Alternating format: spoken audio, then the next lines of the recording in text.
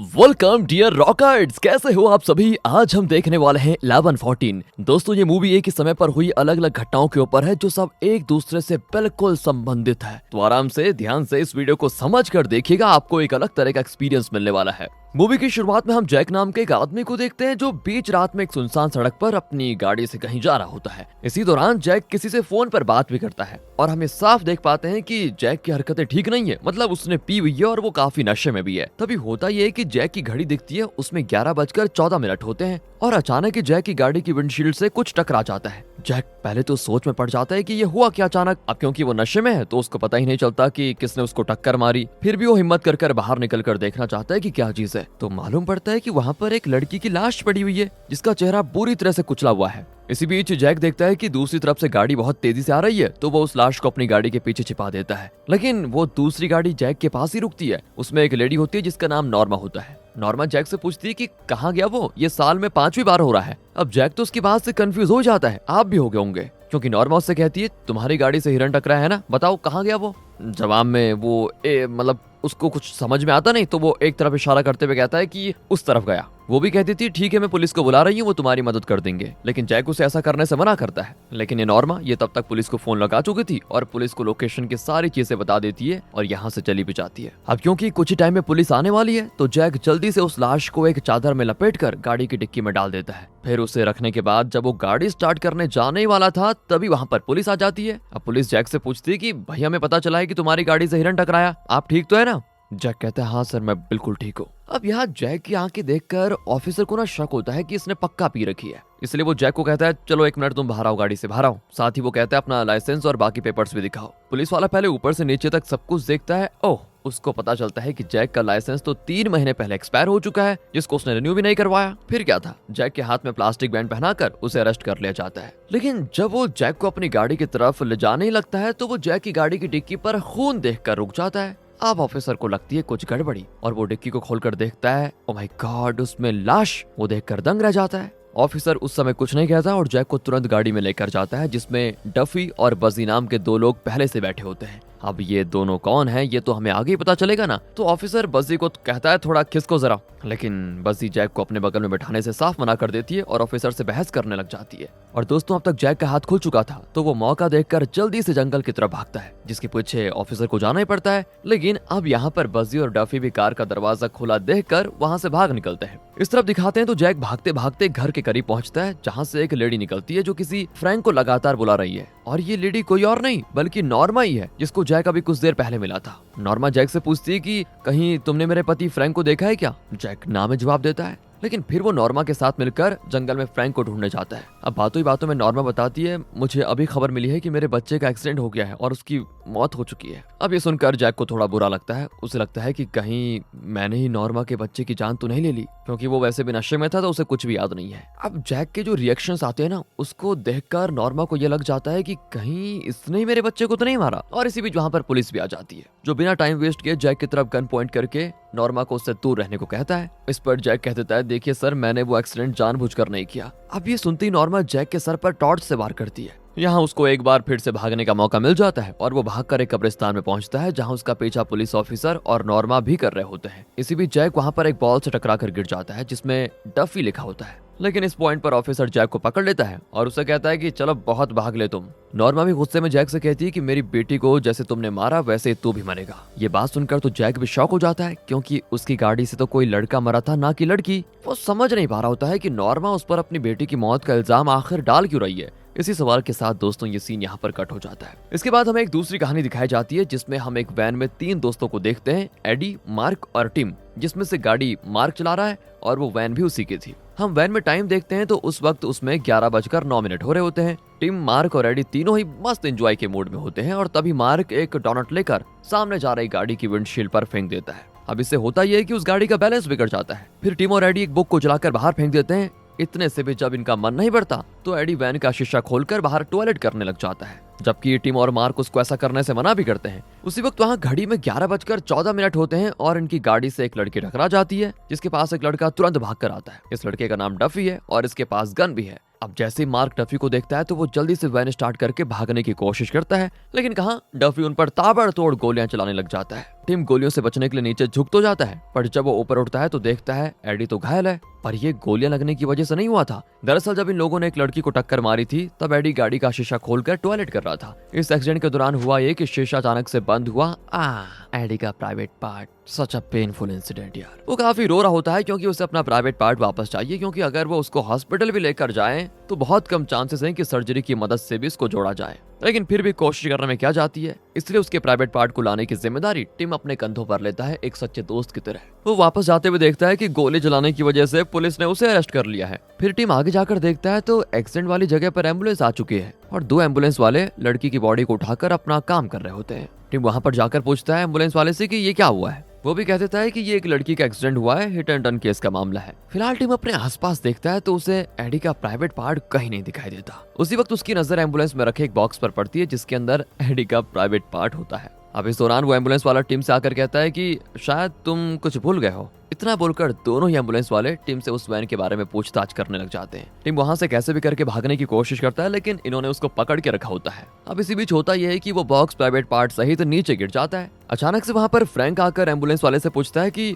मेरी बेटी ठीक तो है ना यहाँ पर, लेकिन तभी टिम एडी के प्राइवेट पार्ट को उठाकर जोर से वैन की तरफ भागता है और उसके पीछे एम्बुलेंस वाला भी होता है। टिम मार्क को जल्दी से वैन स्टार्ट करने के लिए कहता है और वो भी ठीक ऐसा ही करता है। इस तरह ये दोनों उस एम्बुलेंस वाले से बच जाते हैं। फिर वो एडी को उसकी लाइफ देते हैं, यानी कि वो पार्ट जिसको देखकर वो जोर जोर से रोने लग जाता है। अब इस पॉइंट पर मार्क टिम और एडी से कहता है कि ये बात किसी को पता नहीं लगनी चाहिए कि मेरी वैन से एक लड़की का एक्सीडेंट हो गया आज। दोनों ही उससे वादा करते हैं कि हम नहीं बताएंगे और फिर तीनों इस जगह से आराम से निकल जाते हैं। रुकिए, कहाँ जा रहे हैं आप? इसी के साथ तीसरी कहानी की शुरुआत होती है जिसमें हम फ्रैंक नाम के आदमी को देखते हैं जो कि अपनी बेटी चेरी को घर से जाते हुए देख रहा था। अब हुआ ये कि चेरी के जाने के कुछ देर के बाद ही फ्रैंक अपने कुत्ते को पास के कब्रिस्तान में घुमाने के लिए लेकर जाता है, जहाँ पर उसे अपनी बेटी चेरी की कार की चाबियां मिलती है। उस पर उसका नाम भी लिखा हुआ था, पर पता नहीं ये बात फ्रैंक को काफी अजीब क्यों लगती है। वो आगे बढ़ता है तो उसको एक लड़की की लाश वहाँ पर पड़ी हुई दिखाई देती है, जिसके फेस वाले हिस्से पर ऊपर बनी मूर्ति का सर गिर गया था, यानी कि इसी मूर्ति का सर गिरने की वजह से इस लड़की की मौत हुई होगी। अब बॉडी को देखकर फ्रैंक को लगता है कि ये तो उसकी बेटी चेरी का ही काम है।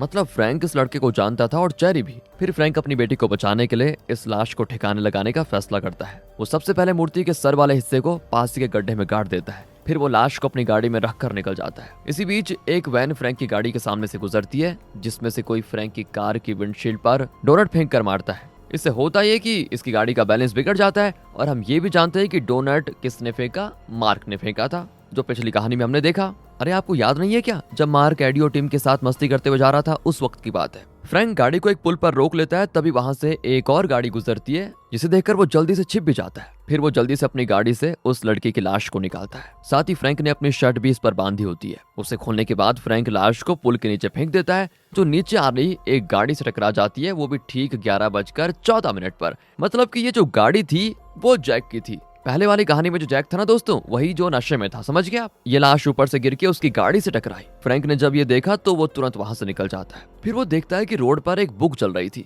जिसे जाहिर है टिम और एडी ने फेंका था। अब उस जलती हुई बुक के जरिए फ्रैंक अपनी शर्ट भी जला देता है। ये वही शर्ट है जो उसने लाश पर बांधी थी। उसको सब कुछ मतलब जलाने वगैरह के बाद वो एक चैम्बर में डाल देता है। इसी दौरान वहां पर नॉर्मा आ जाती है, यानी कि फ्रैंक की पत्नी, जिसे लेकर वो घर आता है। और उसे घर छोड़ने के बाद वो जब बाहर निकलता है तो उसे एक एम्बुलेंस के करीब उसकी बेटी चेरी की गाड़ी खड़ी दिखाई देती है, जिसको देखकर वो सोच में पड़ जाता है कि कहीं कुछ गड़बड़ तो नहीं हो गई। सीन यहाँ से अगली कहानी की तरफ शिफ्ट होता है, जहाँ पर हम एक स्टोर में बजी को देखते हैं, जिससे मिलने के लिए डफी आता है। असल में बजी और डफी साथ में यहीं पर काम करते हैं। फिलहाल बजी टाइम देखती है और डफी से दुकान लॉक करने के लिए बोल देती है। डफी भी बिल्कुल ऐसा ही करता है। फिर वो बजी से कहता है कि तुम्हें पता है चेरी प्रेग्नेंट है, इसलिए मुझे उसका अबॉर्शन कराने के लिए पैसों की सख्त जरूरत है, और प्रॉब्लम यह है कि मुझे ना तो मेरे पेरेंट्स पैसे देंगे और ना ही चेरी को उसके पापा। फिर यहाँ डफी बजी से कहता है कि भाई अगर मैं ये दुकान लूट लूं तो पैसों का इंतजाम हो सकता है आराम से। लेकिन ये बात सुनकर बजी उसे ये करने से तुरंत मना कर देती है। लेकिन डफी यहाँ पर बजी को अपनी गन दिखाते हुए कहता है कि मैं इस गन को दिखाकर कैश ले जाऊंगा। इससे होगा ये तुम पर भी कोई इल्जाम नहीं लगेगा।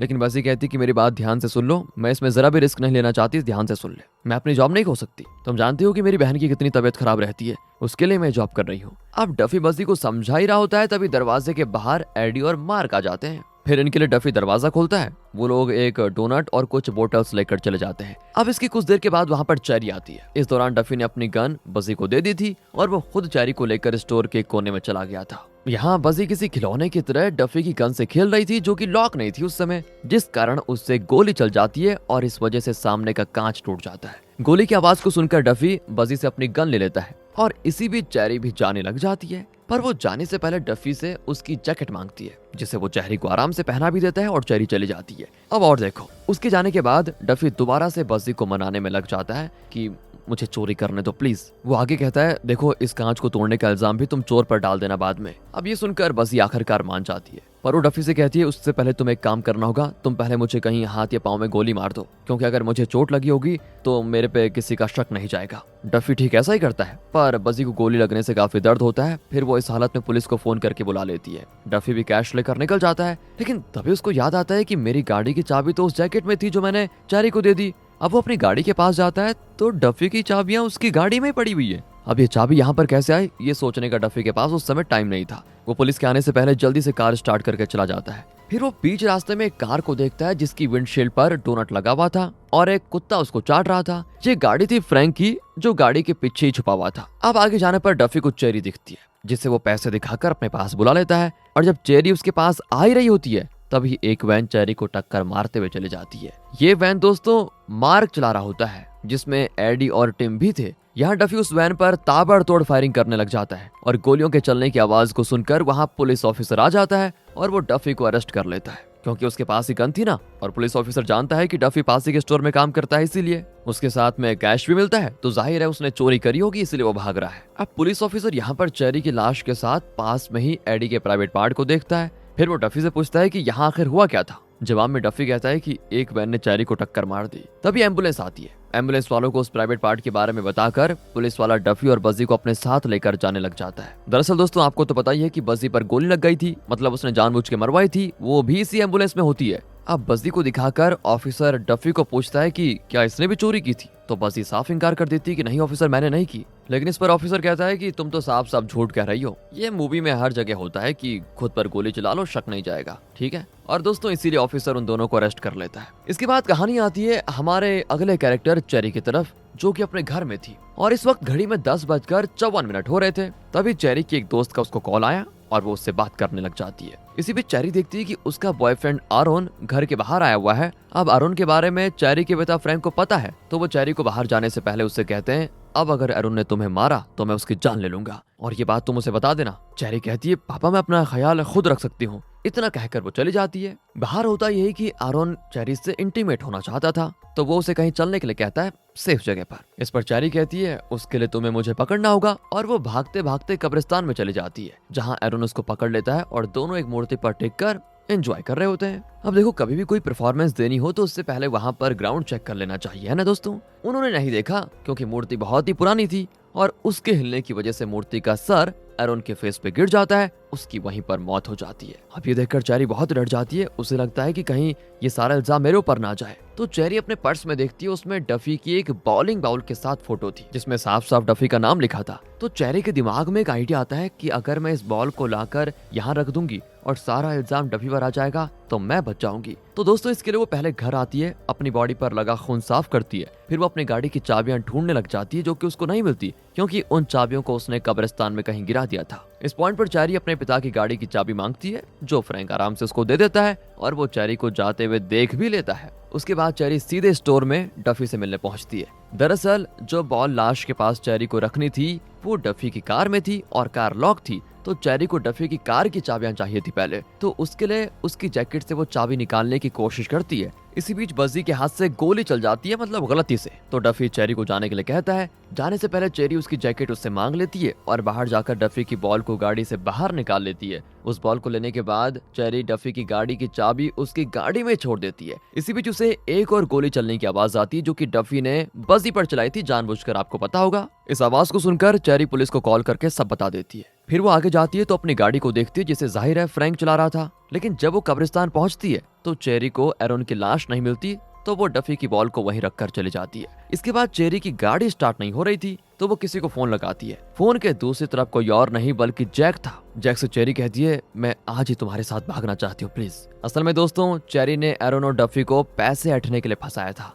प्रेग्नेंट होने वाली बात झूठ थी। वो चेरी ने इसीलिए बोला था ताकि वो उसको पैसे दे पाए, और बाकी प्यार तो वो जैक से ही करती थी। वो इन पैसों को लेकर जैक के साथ भागना चाहती थी। अब देखो हुआ क्या था। चेरी को देखकर डफी उसको पैसे दिखाता है और चेरी उन पैसे को देखते ही फोन काटकर डफी की तरफ जाने लग जाती है। तभी मार्क अपनी वैन से उसे टक्कर मार देता है और चेरी की मौत हो जाती है। ये टाइम था 11:14। ठीक इसी वक्त फ्रैंक ने भी एरोन की लाश को पुल के नीचे फेंक दिया था और वो जैक की गाड़ी से टकरा गई थी। तो दोस्तों, इस तरह ये मूवी यहाँ पर खत्म होती है। क्या था यार इसमें? आप इस इलॉजिक मूवी पर क्या कहना चाहेंगे? अपनी राय कमेंट सेक्शन में जरूर दीजिएगा। आपका पूरा हक बनता है कमेंट करने का। बाकी हम मिलते हैं अगली वीडियो में। देखो होता ही है, कभी कभी हमें इस तरह की मूवीज भी देखनी चाहिए। वो रोज वही, मतलब देखो एक ही जॉनरा अच्छा नहीं होता ना। बाकी आप तो हैं स्मार्ट। मिलते हैं अगली वीडियो में। ध्यान रखेगा अपना and finally thanks for watching.